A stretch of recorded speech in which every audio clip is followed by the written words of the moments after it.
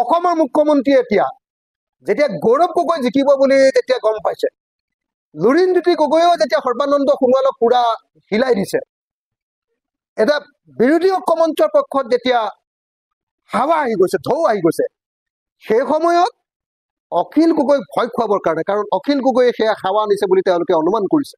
মই প্ৰত্যাহ্বান জনাইছো অসমৰ মুখ্যমন্ত্ৰীক যে মোৰ ওপৰত যিমান গোচৰ দিবলৈ আছে, যিমান গোচৰ মোৰ ওপৰত দিবলৈ আছে মুখ্যমন্ত্ৰী ডাঙৰীয়া, সিমান গোচৰ মোৰ ওপৰত দি দিয়ক।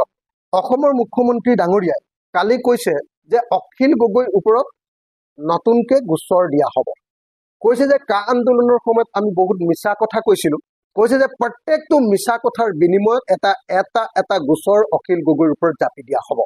মই প্ৰথমতে তেখেতক প্ৰত্যাহ্বান জনাইছো যে মোৰ ওপৰত কা আন্দোলনৰ ওপৰত 16টা গোচৰ আছে, সৰ্বমুঠ 16টা গোচৰ আছে, ডিব্ৰুগড়ৰ পৰা গোৱালপাৰালৈকে চবতে অসমৰ চাৰিওফালে মোৰ ওপৰত কা আন্দোলনৰ গোচৰ আছে। এজন মুখ্যমন্ত্ৰীৰ মিনিমাম এইটো জ্ঞান আছে নে নাই যে একেটা বুখৰ ওপৰত দ্বিতীয়টা কেছ হ'ব নোৱাৰে।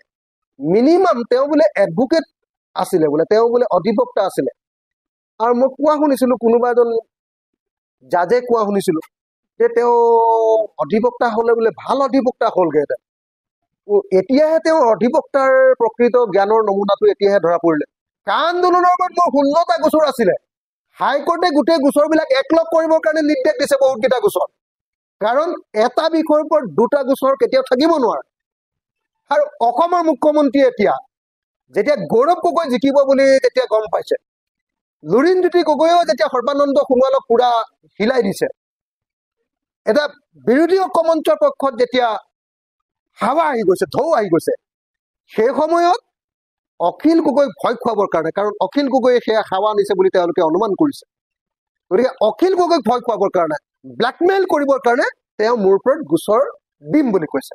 মই প্ৰত্যাহ্বান জনাইছো অসমৰ মুখ্যমন্ত্ৰীক যে মোৰ ওপৰত যিমান গোচৰ দিবলৈ আছে, যিমান গোচৰ মোৰ ওপৰত দিবলৈ আছে মুখ্যমন্ত্ৰী ডাঙৰীয়া, সিমান গোচৰ মোৰ ওপৰত দি দিয়ক। কিন্তু আপোনাৰ চাৰদা কেলেংকাৰী, আপোনাৰ লুইবাজাৰ কেলেংকাৰী, আপোনাৰ APSC কেলেংকাৰীৰ অভিযুক্ত হিচাপে, আপোনাৰ এনচিলছ কেলেংকাৰীৰ অভিযুক্ত হিচাপে, সেই গোচৰবিলাক, এই প্ৰত্যেকটো গোচৰৰ ওপৰত আমিও নতুন নতুনকে চিন্তা আৰম্ভ কৰিম। আপুনি কি বুলি ভাবিছে নিজকে? আৰে আমি ৰাজনৈতিক অধিকাৰ পালন কৰিছো। মই বিৰোধী ঐক্যমঞ্চৰ এজন নেতা, এজন সদস্য, এজন কাৰ্যকৰ্তা। অসমৰ মুখ্যমন্ত্ৰীয়ে এতিয়া যেতিয়া গৌৰৱ গগৈ জিকিব বুলি যেতিয়া গম পাইছে, লুৰিণজ্যোতি গগৈয়েও যেতিয়া সৰ্বানন্দ সোণোৱালক পুৰা হিলাই দিছে, এটা বিৰোধী ঐক্যমঞ্চৰ পক্ষত যেতিয়া হাৱা আহি গৈছে, ঢৌ আহি গৈছে, সেই সময়ত অখিল গগৈক ভয় খুৱাবৰ কাৰণে, কাৰণ অখিল গগৈয়ে সেয়া হাৱা আনিছে বুলি তেওঁলোকে অনুমান কৰিছে।